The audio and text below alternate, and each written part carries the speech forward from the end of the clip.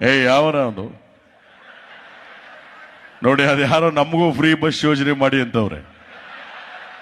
ಪಾಪ ಹೆಂಗಸರಿಗೆ free bus ಮಾಡಿರೋದ್ರಿಂದ ಆಫೀಸ್ಗೆ ಹೋಯ್ತಾರೆ, ದೇವಸ್ಥಾನಕ್ಕೆ ಹೋಯ್ತಾರೆ, ಇನ್ನೆಲ್ಗೂ ಹೋಗಲ್ಲ.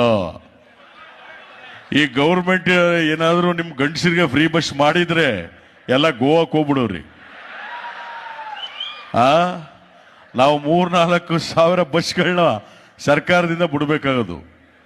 ಆದ್ರಿಂದ ಗಂಡಸರಿಗೆ ಫ್ರೀ ಬಸ್ ಇಲ್ಲ. ನಮ್ಗೆ ಗೊತ್ತು ನಿಮ್ಮ ಟ್ಯಾಲೆಂಟ್ ಏನು ಅಂತ. ನಾನು ಶಿವಕುಮಾರ್ ಅವ್ರ ಜೊತೆ ಮಾತಾಡಿದೆ, ಏನಾಗ್ಬೋದು ಸಂಭವ ನೋಡಿ, ಈ ತರ ಆಗ್ಬಿಡುತ್ತೆ, ಹೌದಲ್ಲ? ಆದ್ರಿಂದ ಹೆಣ್ಮಕ್ಳು ಅವ್ರ ಉಪಯೋಗಿಸ್ಕೊತಾರೆ. ಆಮೇಲೆ ಅವ್ರು ಹೇಳಿದ್ರು 2,000 ರೂಪಾಯಿ ಮಹಿಳೆಯರಿಗೆ ಕೊಡ್ತಾ ಇದೀವಿ ಸರ್ಕಾರದಿಂದ. ಅದೇ ಗಂಡಸರು ಕೊಟ್ಟಿದ್ರೆ ಒಂದಿನಕ್ಕೆ ಫುಲ್ ಬಾಟ್ಲ್ ಹಾಕೊಳ್ಬಿಟ್ಟರು.